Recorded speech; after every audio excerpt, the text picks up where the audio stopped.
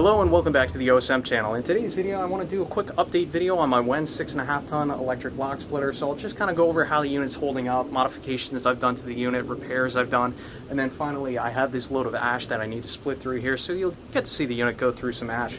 Now, this unit really isn't designed to go through anything larger than 10 inches, but I put rounds as large as 30 inches on this thing, and for the most part it gets through them. Like when you start getting to those really large rounds, sometimes you'll have to start on the edge and then work towards the center, or if it doesn't want to go through it, then you'll have to take your chainsaw, do a rip cut, maybe cut it in half or just help it along. But for the most part, this unit can get through just about anything I put in front of it, with the exception of knotty wood. Knotty wood, it's going to be a bit of a fight, because at the end of the day, it's only a 6.5 ton, and most of the gas splitters, I mean, what are they, 20, 30 tons, so you know, they'll get through those just fine. But overall, would I buy this unit again? Absolutely. This unit has paid for itself probably 6 times over now, and it's just a really great unit. So let's talk about dislikes and failures. So first thing I'd like to point out, there is this little set screw right here, this little set bolt. And what this allows you to do, it allows you to set how far this plate retracts back, right? So if I'm only dealing with 16-inch pieces, I can... See, I'm loosening it up, and you can see the full length, which, by the way, the full length is 20 inches. It can do about 20 inches. So say, for example, I wanted to cut or split 16-inch pieces. I could drive this ram forward to a little bit more than 16 inches, so we're at 17 inches. I can take this set screw, set nut, whatever you want to call it, tighten this down, and then this will kind of hold itself in place at that 17-inch set mark. It saves a lot of time. But the issue is, this isn't the best. What I find is after a few splits, this will loosen up, and then it'll start to retract back like so. So I wish they'd redesign that set screw. It's a good idea, but it just needs to be improved. Second thing I want to talk about are these rails. Now, as you can see, I've done a modification of my unit. I built this steel table, which I think is absolutely necessary. But when you first buy the unit, there's an orange rail on this side and an orange rail on this side. They're more like cradles. They kind of keep your log positioned on the center splitting beam. Now, because I pushed this unit to the max and I put some really large rounds on here, these will potentially tear out of the screws that bolt them onto the main rail. And additionally, they may bend. Like my rail on the right now is a little bit bent, and it needs to be bent back a little bit. And additionally, because my screws pulled out, I actually had to weld this onto the main beam. So just understand, if you do plan to go through some really large, heavy pieces of wood, there's a good chance that you are going to have to repair these cradles at some point. I'll call them cradles. But aside from that, I mean, if you have a welder around, some basic metalworking equipment, I mean, repairing this thing's literally no problem. Now let's talk about modifications. So the only modification I've really done to my unit was to add this table right here, and this table for me is critical, right? Because when I'm splitting through large logs, I mean, half the log will rest right here, and then I can split through the rest of the round right here. But if you don't have a table, something to set half your round on, once you split it in half, that piece is just going to fall to the ground, and you don't want that. So if you have access to metalworking equipment, it's really kind of preferred to make an attached metal table. If that's not possible, get creative though. I mean, if you have access to a skill saw and some plywood, you could always make a wood table and then attach it to the unit somehow. If you're watching this video, there's a good chance you're very creative, and there's no doubt in my mind that you'll be able to create something to work with this unit. But again, having a table to kind of lay your split pieces on, I think is just absolutely critical. Now, a lot of other people have also recommended defeating the safety mechanism. That's something I haven't done and I don't believe in doing.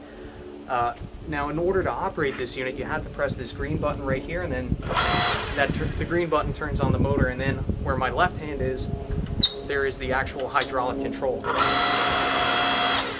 And I haven't defeated the safety mechanism because I don't want to put my hands in the way of danger. I mean, it's completely up to you, but I kind of recommend leaving that alone. Something a lot of people have done to defeat the safety mechanism is there's 2 plastic tabs on either side of this green button. So they drilled through those 2 plastic tabs, put some type of dowel, like a metal dowel or something, in between the 2 plastic tabs, and that way that green button, the motor control, is always on. And then what they do, they'll take the cord and they'll install a foot pedal. So that way whenever you press down on the foot pedal, it automatically turns on the motor, and then you have one hand operation for the hydraulic control. It's up to you if you want to do that.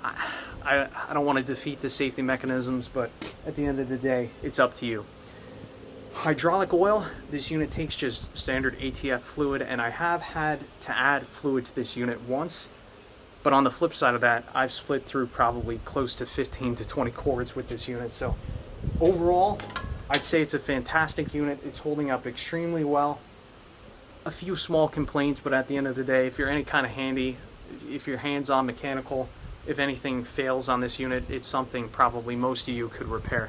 So without further ado, let's start splitting some ash. And I'll say off the bat, another thing I really like about this unit is it's quiet. Unlike a conventional log splitter, when you start that engine up, you have to put the hearing protectors on, you have to add gas and oil. And I'm not saying gas engines don't have their purpose, they absolutely do. But for something like this, it's just so nice to be able to hear yourself think, hear what's going on around you. So this is my homemade logging jib crane trailer. We'll pick up a round of ash here.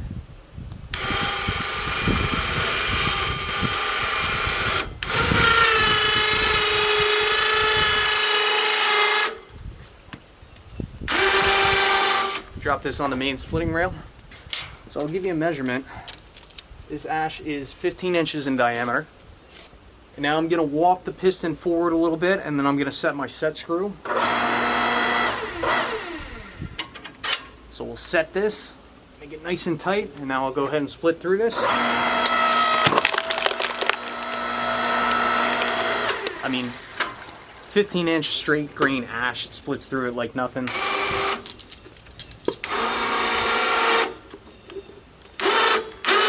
Then I have my little method with my jib crane trailer, so I lock onto the back piece, split it, and then that other half I can just kind of rest it on the table, and the jib crane kind of holds it in place. Let's do a second cut here. And you can see how nice it is that this set screw is kind of holding everything in place, so that way we don't have to allow the piston to retract all the way and then go forward all the way, so it saves a lot of time.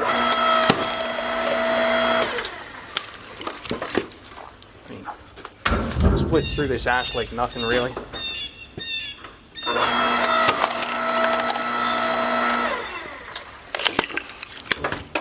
can see by not defeating the safety mechanisms, my hands are always in a safe place.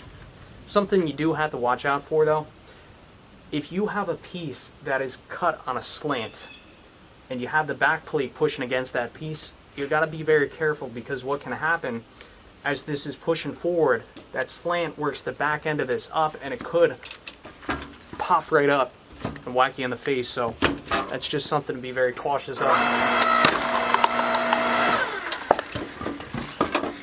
You want to cut these down small if you can. Trick I do sometimes, you have two relatively skinny pieces, you can stack them on one another like so and make some smaller kindling. Helps to move along the process a little bit quicker.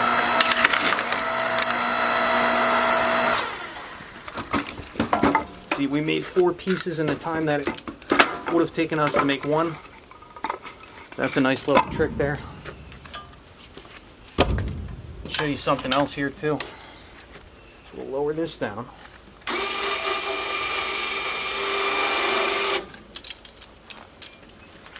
Let's split through this. Hopefully this piece is kind of grainy.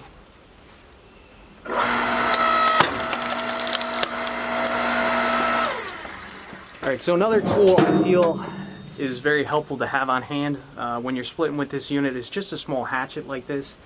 If you're going through a piece that's especially green, it's oftentimes pretty grainy, so you could split through this, and there could be a lot of fibers that are connecting the two pieces together.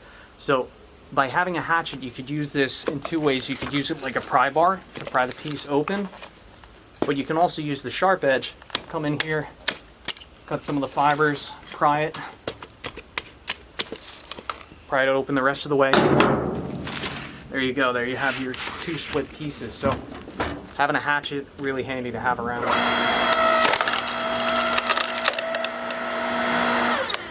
See, like this piece, a lot of fibers. Having the hatchet nearby Just cut through those real quick. Throw the piece of wood on your stack, and you're on your way. Another thing I like about this unit is that it's easy to move by hand. And those of you that deal with firewood know that efficiency is key. Moving the firewood as little as possible is the way to go. So by having this unit on such a small frame, small stand, and it's heavy, but it's lightweight for what it is. It allows you to pick this unit up, and you can wheel this and move it to as close to your wood pile as possible, and that's ideal, right? Because then you can split your wood and stack it at the same time.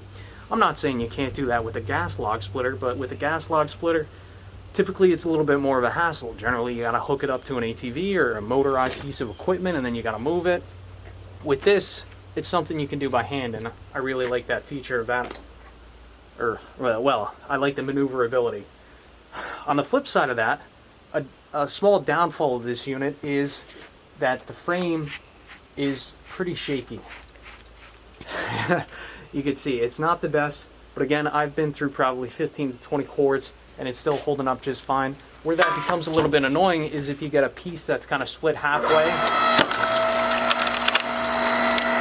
or if you get a piece that's kind of stuck in the wedge.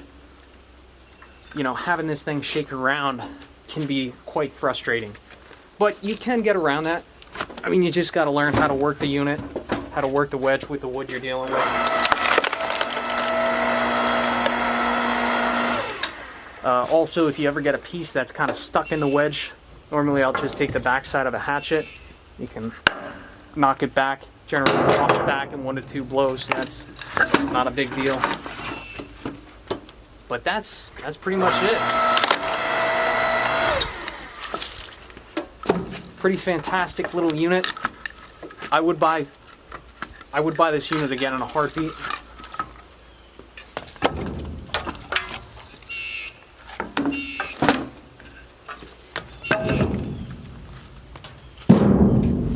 And again, I just love how quiet it is. I can hear myself think, hear the birds, hear if there's anything going around the property, so it's really nice to be able to hear yourself think. And a final note here too, I do leave this unit outside. I do put a tarp over it, keep it nice and dry, but I leave this outside. The motor has no problem with the condensation in the air, and it's just literally been fantastic. I will leave a link for this unit in the description down below. But if you are thinking about purchasing one of these units, my recommendation, be patient because the price fluctuates significantly. I feel like the price goes higher in the fall and the winter time when these units are really more in demand. In the spring and summertime, I would say they probably drop a little bit, so now is probably a good time to buy one of these. But again, be a little bit patient and keep an eye out for when that price drops.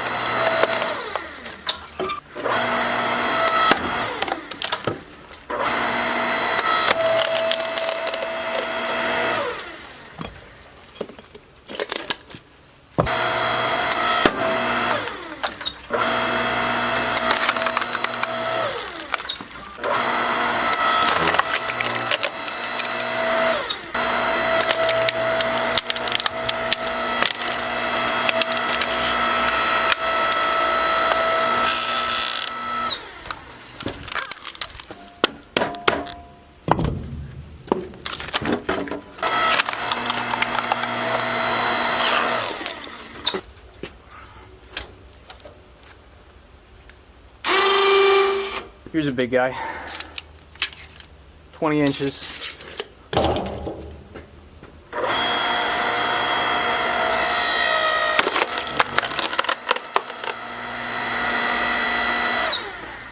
Not too bad.